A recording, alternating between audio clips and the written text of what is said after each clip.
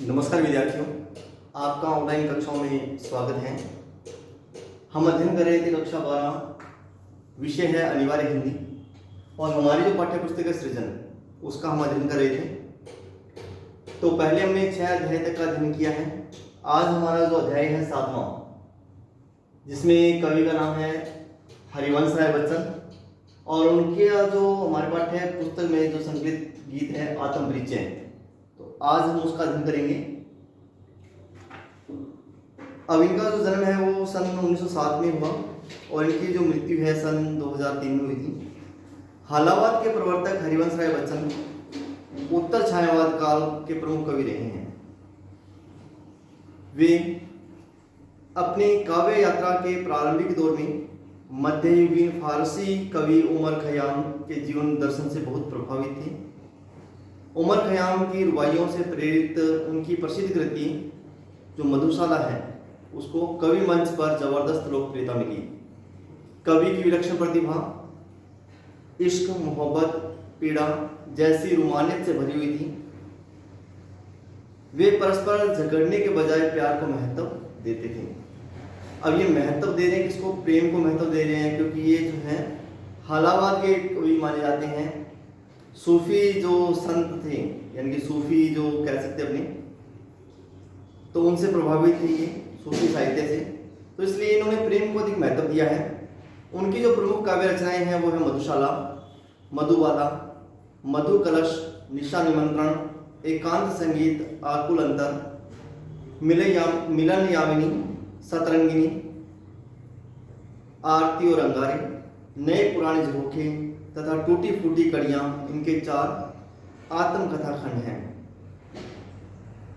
अब इनके जो आत्मकथा खंड हैं, क्या भूलूं के याद करूं, नीड का निर्माण, फिर बसेरे से दूर तथा 10 द्वारा सोपान तक। इनके द्वारा जो लिखित प्रवासी की डायरी है तथा अनुवाद ग्रंथ हैमलेट, जनगीता व मैकबेथ भी लोकप्रिय रही हैं। और यहाँ पे जो हम इनकी कविता पढ़ने जा रहे हैं आत्म परिचय, जो निशा निमंत्रण में से ली गई है, तो इसमें कवि चाहता है कि हम अपना परिचय करें कि हम क्या हैं, हमारा अस्तित्व क्या है, तो किस प्रकार से हम अपना जीवन यापन कर रहे हैं। तो उसके अंतर्गत इसने जो है संसार में रहते हुए एक आनंद में जो जीवन है उसको जीने की प्रेरणा कवि ने दी है। तो आज हम उसी का अध्ययन कर रहे हैं। तो इसी संदर्भ में कवि कहता है कि मैं जब जीवन का भार लिए फिरता हूँ, फिर भी जीवन में प्यार लिए फिरता हूँ। कर दिया किसने झंकर जिनको छूकर, मैं सांसों के 2 तार लिए फिरता हूँ। अब कवि कहता है कि मैं जग जीवन का, यानी कि संसार जो है, इसमें संसारिक जो जीवन है वो मेरे लिए भार के समान है, लेकिन फिर भी मैं संसारिक जो जीवन है उसको भार के समान लिए हुए घूम रहा हूँ। फिर भी जीवन में प्यार लिए फिरता हूँ। अब सांसारिक जो ये क्रियाकलाप जो है, सांसारिक जो जीवन है वो मेरे लिए भार है, लेकिन फिर भी मैं अपने जीवन के अंदर प्यार को लिए घूम रहा हूँ। कर दिया किसी ने झंकर जिनको छूकर, मैं सांसों के 2 तार लिए फिरता हूँ। अब कवि इसमें कहता है कि किसी की जो मधुर प्रेम जो है, उसने मेरे जो सांस हैं, जो सांसों की जो तार हैं, उनको झंकृत कर दिया है। यानी किसी ने मेरे हृदय के अंदर जो भावनाएं हैं उनको छू लिया है, जिसके कारण से मैं अपनी सांसों रूपी जो 2 तार हैं उनको लिए घूम रहा हूँ, अर्थात जीवन लेकर जीवित हूँ। मैं स्नेह सुरा का पान किया करता हूँ, मैं कभी न जग का ध्यान किया करता हूँ। अब कवि इसमें कहता है कि मैं स्नेह रूपी सुरा का मतलब मदिरा है, शराब है, कि मैं स्नेह रूपी जो मदिरा है, जो शराब है, उसको पिया करता हूँ। केवल प्रेम के अंदर ही मैं मदमस्त रहता हूँ, उसी का ही जो नशा है मेरे ऊपर सदा ही चढ़ा रहता है। मैं कभी न जग का ध्यान किया करता हूँ, और मैं इस संसार का कभी भी ध्यान नहीं करता हूँ कि संसार मेरे बारे में क्या सोच रहा है, मेरे बारे में क्या सोचेगा, क्या कह रहा है। तो इस प्रकार से इस संसारिक जो जीवन है, इस संसार का मैं कभी भी ध्यान नहीं करता।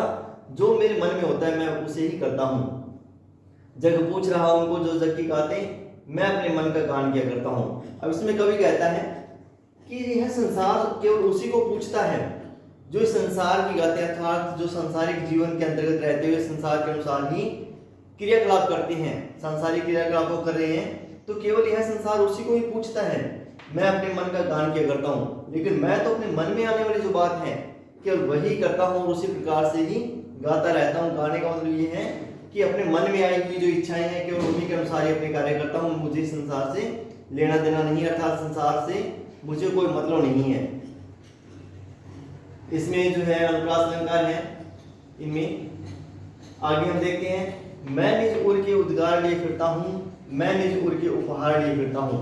अब कवि इसमें कहता है कि मैं अपने हृदय के जो उद्गार हैं, जो अपने हृदय की जो भावनाएं हैं, जो भाव हैं, केवल उन्हें लेकर ही घूम रहा हूँ और मुझे संसार से, इस संसारिक जो जीवन है उससे कुछ लेना देना नहीं है, बल्कि मैं तो अपने हृदय के निज अपने हृदय के जो उद्गार हैं, जो भाव हैं, उन्हें ही लिए हुए घूम रहा हूँ।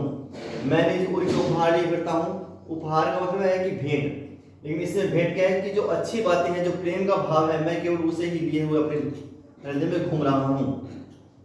है यह अपूर्ण संसार न भाता मुझको, मैं स्वप्नों का संसार लिए फिरता हूँ। अब इसमें इस पंक्ति के माध्यम से है यह अपूर्ण संसार न मुझको भाता, अब इसमें कवि का जो एकाकीपन है उसका जो दर्शन है वो इसमें हो रहा है इस पंक्ति के माध्यम से।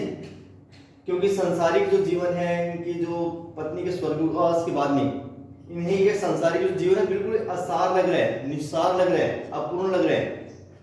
तो इसी भाव को इसमें व्यक्त करने का कवि ने प्रयास किया है कि है यह अपूर्ण संसार न भाता मुझको, मैं स्वप्नों का संसार लिए फिरता हूँ। अब कवि कहता है कि यह संसार अपूर्ण है, यानी कि इसमें पूर्णता नहीं है और मुझे ये अच्छा नहीं लगता है। भाता तो अच्छा लगता है, यानी कि मुझे बिल्कुल भी अच्छा नहीं लगता है कि अपूर्ण संसार है और मैं इसके अंदर रहूं, मुझे बिल्कुल भी अच्छा नहीं लगता है। मैं स्वप्नों का संसार लिए फिरता हूँ। मैं तो केवल अपने जो स्वप्न है, मैंने जो स्वप्न के अंदर जो संसार बना रखा है, स्वप्नों का संसार जो बना रखा है, प्रेम का सुख का जो संसार बना रखा है, मैं तो केवल उसे ही लिए हुए घूम रहा हूँ, उसी में ही जीवित रहना चाहता हूँ। मैं जरा हृदय में अग्नि दहा करता हूँ, सुख दुख दोनों में मगन रहा करता हूँ। अब इसमें मैं जरा हृदय में अग्नि, अब हृदय के अंदर अग्नि जलाना, यानी जलन होना, इसका मतलब ये नहीं कि जलन हो रही है उसको, किसी से वो ईर्ष्या कर रहा है, बल्कि वो अपने हृदय के अंदर प्रेम की अग्नि को जला रहा है। प्रेम की अग्नि जो जला रहा है और वो उसी के अंदर ही दाह करता है, जल रहा है। सुख दुख दोनों में मगन रहा करता हूँ, और मेरे सामने से कैसी परिस्थिति क्यों नहीं हो, चाहे सुख हो चाहे दुख हो, तो दोनों ही परिस्थितियों में मैं मगन रहता हूँ और मुझे किसी से किसी प्रकार की कोई शिकायत नहीं है। जग भौर सागर करने को ना बनाए, मैं मन मौजों पर मस्त बहा करता हूँ। अब कवि इसमें कहते हैं कि संसार जो है भव सागर तरने को, संसारिक जो लोग हैं वे संसार रूपी सागर को तरने के लिए ना बना रखा तरह तरह के प्रयत्न कर रहे हैं, उपाय कर रहे हैं। मैं मन मौजों पर मस्त बहा करता हूँ। और कवि कहता है कि मैं तो मन मौजों, मन रूपी जो लहरें हैं, मौज मतलब लहर के लिए आया है ये शब्द, ये उर्दू का शब्द है मौजों, कि मैं अपने जो मन रूपी जो लहरें हैं उनके ऊपर मस्त बहा करता हूँ। अर्थात मुझे जो है इस संसार से कोई वास्ता नहीं है, कोई लेना देना नहीं है, बल्कि मैं तो अपने मन की ही करता हूँ और मेरा मन जैसे करता है मैं वैसा ही कर रहा हूँ। इसके बाद में जो है आगे, मैं यौवन का उन्माद लिए फिरता हूँ, मैं यौवन का उन्माद लिए फिरता हूँ, उन्मादों में अवसाद लिए फिरता हूँ, जो मुझको बाहर हंसा रुलाती भीतर, मैं हाय किसी की याद लिए फिरता हूँ। अब कवि इसमें कहते हैं अपने जो मैं यौवन का उन्माद लिए फिरता हूँ, कि मेरे अंदर जो जवानी का जो आनंद है मैं केवल उसे ही लिए घूम रहा हूँ। उन्मादों में अवसाद लिए फिरता हूँ, कि जो मेरे आनंद है उसके अंदर भी एक प्रकार का जो अवसाद है, जो स्थिरता है, जो शांति है, उसे लिए हुए घूम रहा हूँ, जो दुख है उनको लिए हुए घूम रहा हूँ, जो मुझको बाहर हंसा रुलाती भीतर, मैं हाय किसी की याद लिए फिरता हूँ। अब इसमें कवि कहता है कि जो मुझे बाहर हंसा रहा है और अंदर ही अंदर रुला रहा है, तो जो मुझको बाहर हंसा रुलाती भीतर, मैं हाय किसी की याद लिए फिरता हूँ। कि मैं किसी की याद को लिए घूम रहा हूँ, कि जो मुझे बाहर से तो हंसा रही है उसकी याद जो है, लेकिन अंदर ही अंदर मुझे वो रुला रही है। अब इसमें इन पंक्तियों के माध्यम से जो कवि का अवसाद है, जो दुख है, जो पीड़ा है, वो व्यक्त हो रही है।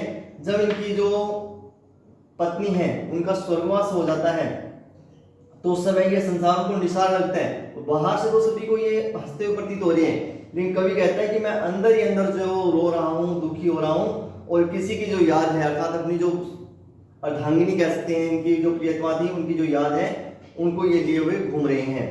तो ये था इनका आत्म परिचय, कि वो अपना परिचय करवा रहे हैं कि किस प्रकार से वो जो इस सांसारिक जीवन में अपने आप को ढालने का प्रयास कर रहे हैं और उनके जो भाव हैं इस संसार के प्रति क्या है। तो इस प्रकार से ये आत्म परिचय जो गीत है इसका हमने अध्ययन किया है। और इसके आगे जो है, क्योंकि इसमें अभी और भी हैं पंक्तियां, तो उनका हम आगे वाले में वीडियो में अध्ययन करेंगे। तो आशा है कि आपको ये अच्छे से समझ में आया होगा और सरलता से आप समझते हुए इसका अध्ययन करें। तो इनकी जो भाषा है काफी सरल है और काफी अर्थ गंभीरता लिए हुए भावों की अभिव्यक्ति जो है वो इसमें हो रही है। तो उम्मीद है कि आपको ये अच्छे से समझ में आया होगा। धन्यवाद।